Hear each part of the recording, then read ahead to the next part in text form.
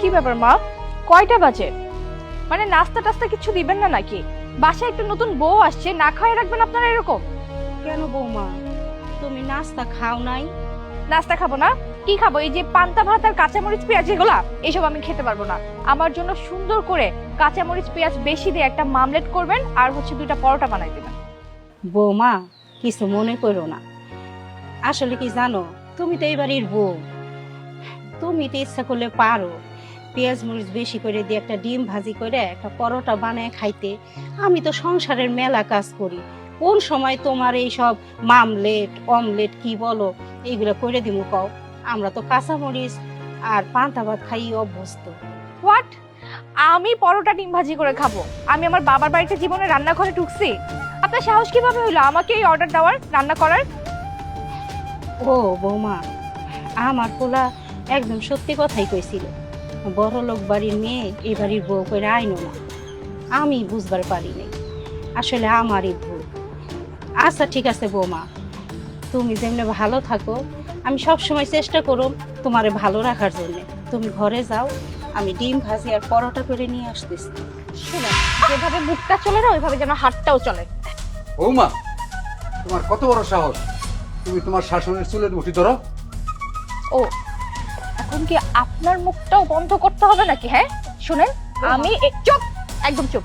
আমি এই বাড়িতে না আপনাদের ছেলের বউ হয়ে আসি নাই, আমি আপনাদের জমদূত হয়ে আসছি, ঠিক আছে? মনে রাখবেন কথাটা। আমার জীবনটা যেমন আপনার ছেলে বিষয় তুলছে, আমি আপনাদের প্রত্যেকটা মানুষের জীবন একদম বিষাক্ত বানায় ছেড়ে দিব। বেশি কথা বললে একদম জেলের ভাত খাওয়া ছাড়বে।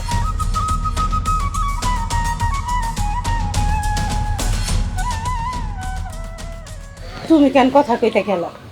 যা কইছিল আমারই তো কইছিল। তুমি এমনি অসুস্থ মানুষ, যাও ঘরে যাও, আমি বৌমার জন্য ডিম ভাজি আর পরোটা নিয়ে আসি। বউ, ছেলেরে বড় লোক বাড়িতে বিয়া করে আমাদের ভুল করে ফেলাইছে। ঠিকই কইছে, ভুল করে ফেলাইছে।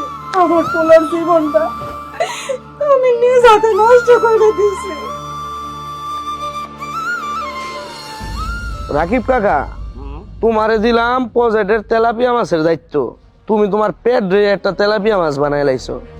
মাছ কি হিসাব করে খাও নাকি হিসাব ছাড়াই খাও? ভাইয়া চলো, আমি রেডি। কই যাবো? কই যাবো মানে?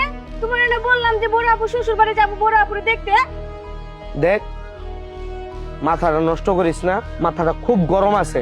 প্রজেক্টে মাছের খাবার নাই, মাছের খাবারের হিসাব করতেছি, মাছ নিয়ে গল্প করতেছি। এটা ব্যবসায়িক হিসাব, এটার মধ্যে কোনো পেছ লাগাইস না। ভাইয়া এখন কিন্তু আমার মাথা গরম হয়ে যাইতেছে, তুমি কি আমার সাথে যাবা কি যাবা না সেটা বলো। তোর মাথা গরম হয়ে গেলেও আমার কিছু করার নাই, তোর মাথা ঠান্ডা হয়ে থাকলেও আমার কিছু করার নাই। আমার কাছে আমার ব্যবসা বাণিজ্যটা আগে, ব্যবসার আগে আমার বেরান্ডা না। আমি এখন কোথাও বেড়াইতে যাবো না, জেনে মন চাও যা।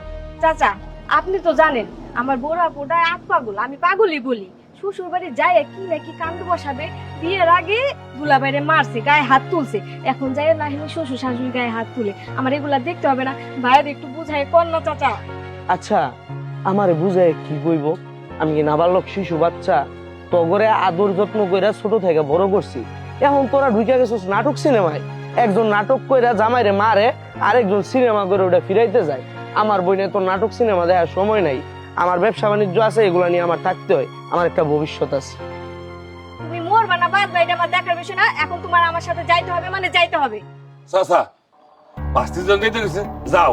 এমনিতে বড় বাস্তির মাথা আউলা জলা গিয়া দেহ বাড়ি ঘর সব আউলা জলা করে লাইছে।